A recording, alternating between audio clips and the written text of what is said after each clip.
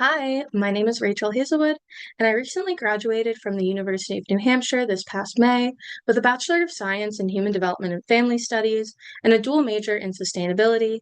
And this fall, I will be pursuing my Master of Public Policy at Brandeis University.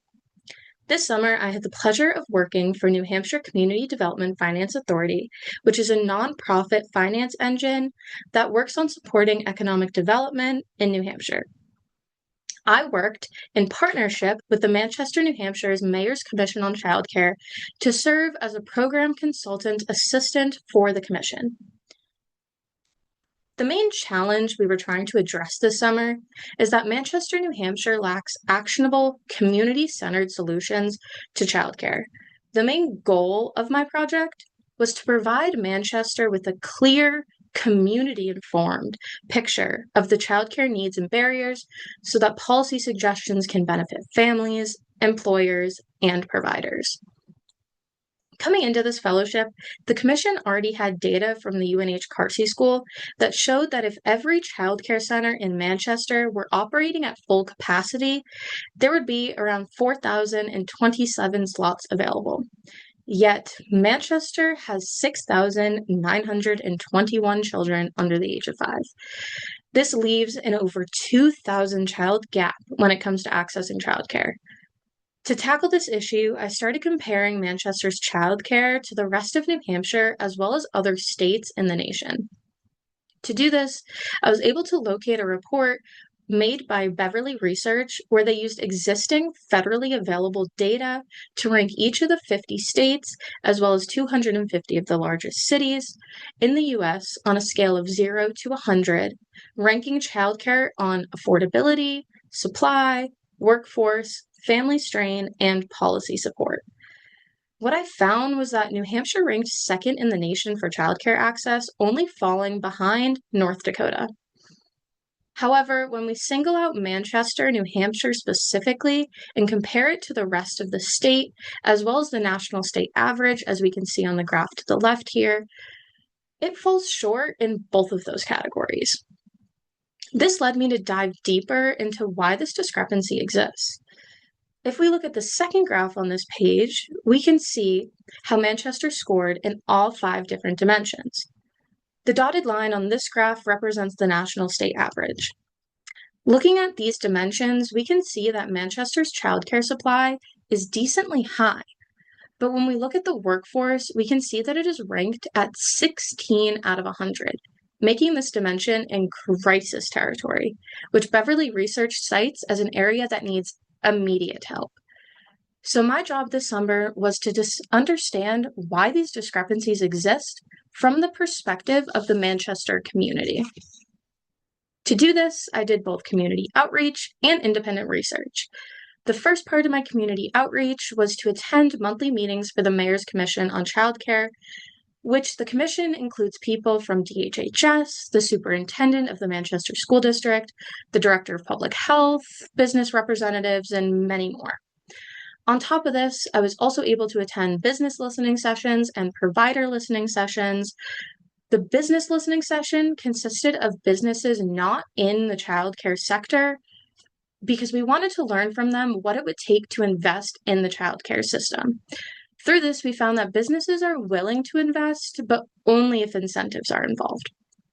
The provider listening session, on the other hand, focused specifically on hearing directly from childcare providers on their perspective on childcare access in Manchester.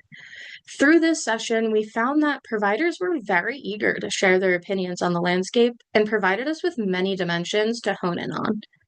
My main duty, however, was to help design the family listening session that will happen on August 13th, 2026. I assisted with outreach to different diverse range of families, designing flyers and getting them translated, and getting an appropriate food selection for the session. I was able to get a diverse range of families by reaching out to local businesses and providers that already have a strong Manchester network to help us spread the word about these sessions so families can hear about it from an organization that they already trust. I was able to reach out to 14 different local organizations in Manchester, and of those, 11 agreed to share our flyers to their network of families. Because of this, we were able to get in contact with families we may have otherwise been unable to reach. Finally, I also conducted informal interviews at Manchester events like the Manchester Music Series and community meals and the We Are One Festival, so I can go to families where they already are and remove any transportation barriers that may exist. On top of community outreach, I also did a bit of independent research this summer. This consisted of taking the main ideas from data sets, informal interviews, and listening sessions, and diving into what was happening behind the scenes.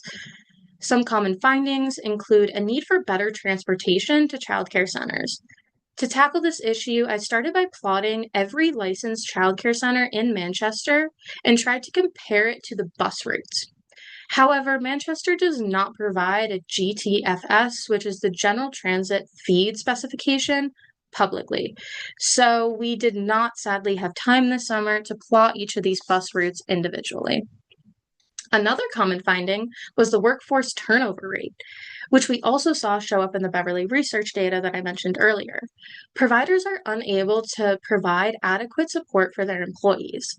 This includes not being able to provide health insurance, which leads them to losing employees once they turn 26 and get kicked off their parents' insurance. We also found that since centers are unable to operate at full capacity, most of them are breaking even in profit, even if it is not a nonprofit organization. The centers are unable to provide the children of their employers discounted care without having the company lose money. On top of this, they have a hard time giving staff days off because with such little staffing, one staff calling out can mean the entire center has to close for the day. Another thing we found is that regulation codes are not consistent between sectors. In New Hampshire, to get licensed as a childcare center, you need the fire department to sign off on your building before you get licensed. Yet, when we talked to providers, we found that fire departments are refusing to sign off on the centers unless they are already licensed. Because of this, it makes it nearly impossible to create a new center in Manchester. Through my research, I also found that since COVID-19, families have been heavily relying on informal types of care, which includes being watched by neighbors, family members, or older siblings. This has caused issues in the development of children as most parents are not formally educated on the correct milestones for development. This can lead to kids falling behind before they even enter the education system. I also spent some time researching what incentives businesses may need to invest in childcare. One main driver for this was tax credits. And during the summer, actually, we had Kelly Ayotte sign off on a tax credit bill that allows businesses to get 75% tax credits if they invest in childcare. Businesses were much more eager to invest if tax credits were involved.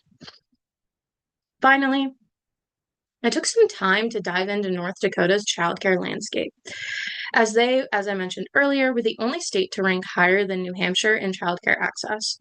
Through this, I found that North Dakota has its own early childhood council within their Department of Health and Human Services. This makes it so if families, providers, or businesses have questions about childcare, they have one department they can call up. For example, like the fire regulation issues, they don't have in New Hampshire one area that they can call, but in North Dakota, you can just call the council. In New Hampshire, like I mentioned, each childcare sector is located in a different department. For example, the University Systems of New Hampshire controls the Preschool Development Grant, while the Department of Economic Stability controls the Head Start program. So the commission has started to brainstorm ways to have New Hampshire open their own branch of childcare. To do this, I researched different consolidation bills North Dakota has put out to understand really why and how they were able to create this council. Looking ahead, since this was a last-minute position, I will still be doing research and community outreach until the end of August. As we can see here on the calendar, I have 2 more informal interviews, I have 2 tabling events, and I have the family listening session. My goal is to compile all my findings so the commission is able to include them on their written report to the mayor. This report will be presented to Mayor Jay Ruhe by the end of the fall to advocate for policy change using real community voices. I want to say thank you to Kirsten Barton for supporting me throughout this whole summer, and Caitlin Delaney for walking me through how to tackle the Commission's work. I look forward to using my findings and new experiences to strengthen my work in my master's program. Thank you.